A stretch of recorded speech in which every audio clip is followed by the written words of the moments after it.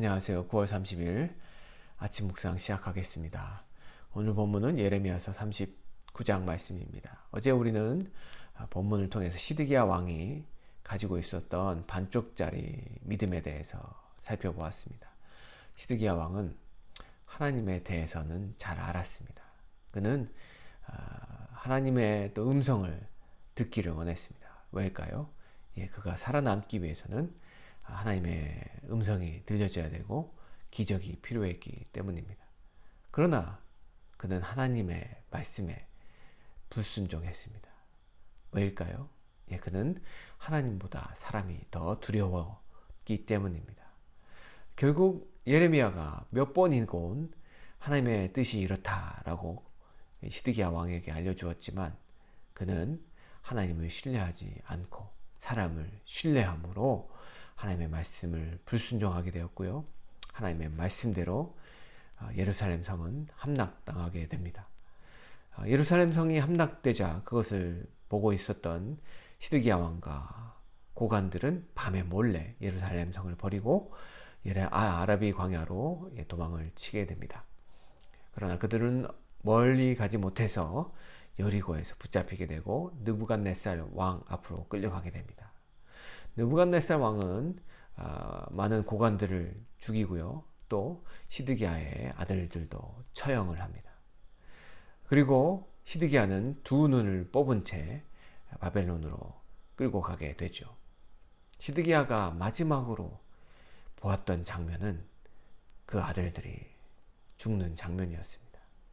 시드기야는 그토록 비참한 결말을 맞이하게 되는 것이죠. 그렇게 하나님의 말씀을 거절한 자들에게 아이러니하게도 하나님의 말씀은 신실하게 응답이 됩니다. 심판이 예루살렘에 거주하는 왕들과 지도자들, 고관들에게 닥치고 그들이 멸망당하거나 바벨론으로 포로로 끌려가게 되자 예루살렘 땅의 빈민들에게는 새로운 기회가 다가옵니다. 그들은 포도원 밭과 다른 밭들을 돌보는 기회를 얻게 되는 것이죠.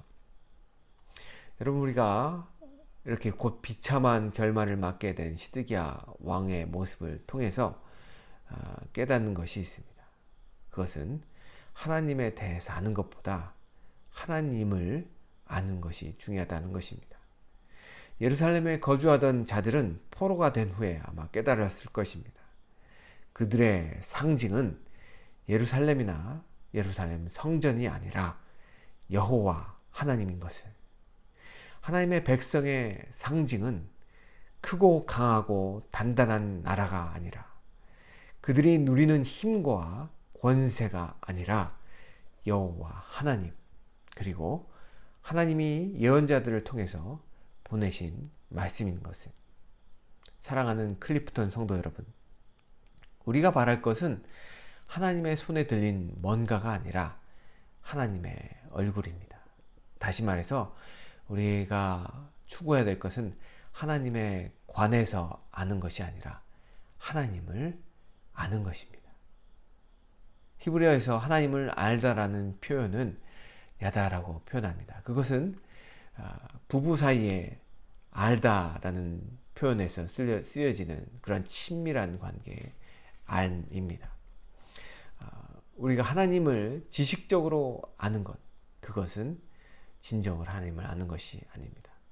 하나님의 말씀을 신뢰하고 그 신뢰함으로 하나님을 더욱더 경험함을 통해서 하나님을 아는 것, 그것이 진정한 하나님을 아는 것이죠. 우리는 우리의 믿음이 여전히 겉돌고 있으면 안 됩니다. 우리 하나님에 대해서만 알고 있으면 우리는 정말로 하나님을 진정으로 알 수 없고 하나님의 사랑과 은혜를 진정으로 깨달을 수 없습니다.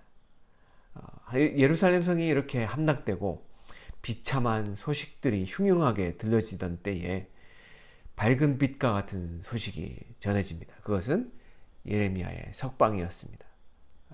그는 하나님의 말씀을 전하다가 예루살렘 성이 멸망하기 전 왕과 고관들로부터 고통을 당하며 옥에 갇혀 있었습니다.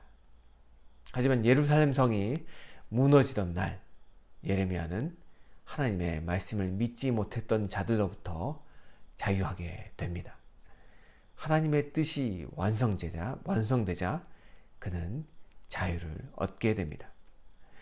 이렇게 멸망 중에서도 하나님의 또 다른 돌보심을 보여주는 사례가 있습니다. 그것은 바로 구스인 에벳멜렉입니다. 에벳멜렉은 모든 이들이 예레미야를 죽이려고 했을 때 유일하게 그의 편에 서서 예레미야를 살렸던 용기 있는 자였습니다. 하나님께서는 에벳멜렉이 용기 있게 행동할 수 있었던 이유를 이렇게 설명해 주십니다. 39장의 마지막 절 18절 후반부를 읽어보겠습니다. 이는 내가 나를 신뢰함이라 여호와의 말이니라.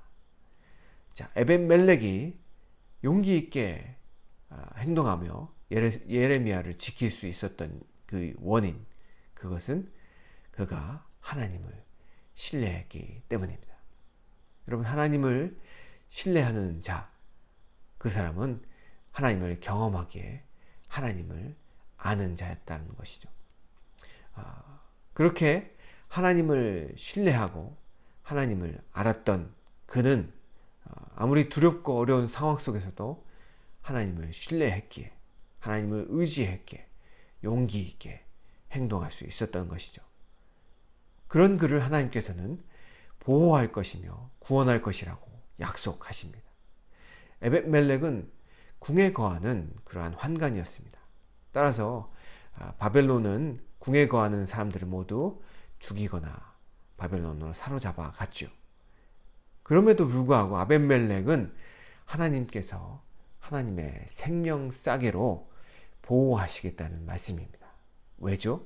그가 하나님을 신뢰함으로 용기 있게 행동했기 때문입니다. 여러분, 예레미야서에 반복되는 메시지는 하나님을 신뢰하라는 데 있습니다. 어떤 어려운 상황 속에서도 하나님을 신뢰함으로 구원을 받을 수 있음을 강조합니다. 예레미야를 통해서 보여주시는 시드기야 왕과 방백들의 하나님을 신뢰함의 표현은 바벨론에 항복하는 것이었습니다. 바벨론에게 항복한다는 것은 시드기야 왕이나 방백들에게 정말로 어려운 결정이 아닐 수가 없었습니다. 왜냐하면 그것은 자신들이 누리는 기득권과 자신들의 생각, 그들의 고정관념을 포기해야 했기 때문입니다. 예레미야에게 있어 하나님을 신뢰하는 것은 예루살렘의 멸망과 바벨론에게 항복하라는 하나님의 말씀을 바로 전하는 것이었습니다. 그것 때문에 예레미야는 매국노로 오해를 받기도 하고 많은 고통을 감수해야만 했습니다. 이것은 하나님을 신뢰하는 것이 쉽지 않음을 보여줍니다. 하나님을 신뢰하는 것은 때로 손해를 감수해야 될 때가 있고 자신을 포기해야 될 때도 있습니다. 그렇지만 예레미야서는 그것만이 살 길이요 구원의 길임을 강조합니다. 하나님을 신뢰하는 것은 더 좋은 일에 대한 선택의 문제가 아니라 생명의 문제이기 때문입니다. 예레미야서 37장부터 39장의 내용은 하나님을 신뢰하지 못함으로 멸망을 당했던 사람들과 하나님을 온전히 신뢰함으로써 구원을 받은 사람들을 대조시킵니다. 하나님을 신뢰함으로 말씀을 충실히 전했던 예레미야, 그리고 하나님을 신뢰함으로 예레미야에게 도움을 베푼 에벳멜렉, 그 에벳멜렉은 우리에게 여호와를 신뢰함이 무엇인지 보여줍니다. 특히 에벳멜렉의 이야기는 우리에게 중요한 교훈을 전해줍니다. 에벳멜렉은 이스라엘인이 아닌 이방인이었습니다. 하지만 하나님을 신뢰함으로 참 이스라엘 사람으로 인정받게 되었습니다. 그렇지만 이스라엘 백성들, 특별히 지도자들은 하나님을 신뢰하지 못함으로 이스라엘에서 제외되는 비참한 운명을 맞이하게 됩니다. 마치 라합이 하나님께 대한 신뢰로 하나님의 공동체에 들어오게 된 것처럼 하나님의 백성은 혈통적인 조건에 있지 않고 하나님을 신뢰함에 있다라는 사실을 이 예레미야서는 우리에게 교훈해 주고 있는 것이죠. 어떤 면에서 예레미야의 메시지는 의인은 믿음으로 살리라 라는 하박국 예언자의 말을 생각하게 만듭니다. 여러분, 우리가 마지막 때, 하나님의 때가 되면 그동안 우리가 무엇을 신뢰했는지가 낱낱이 드러나게 됩니다.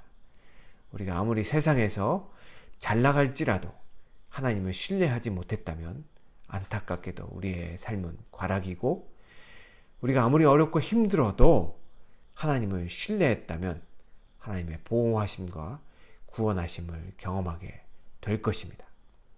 여러분은 어떻습니까? 여러분은 하나님을 신뢰하십니까? 아니면 하나님 아닌 다른 것에 여러분의 마음을 두고 있습니까? 우리의 믿음은 하나님을 신뢰하는 것입니다.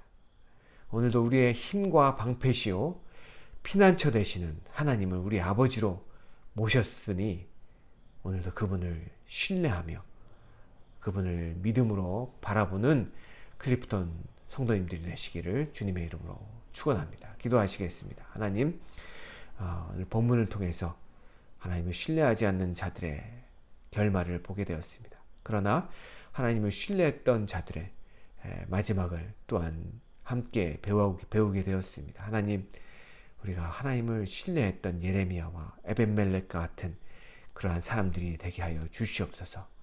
그렇게 우리를 축복하여 주시고 그렇게 우리를 통해서 영광 받으실 하나님을 찬양하오며 예수님의 이름으로 간절히 기도하였습니다. 아멘.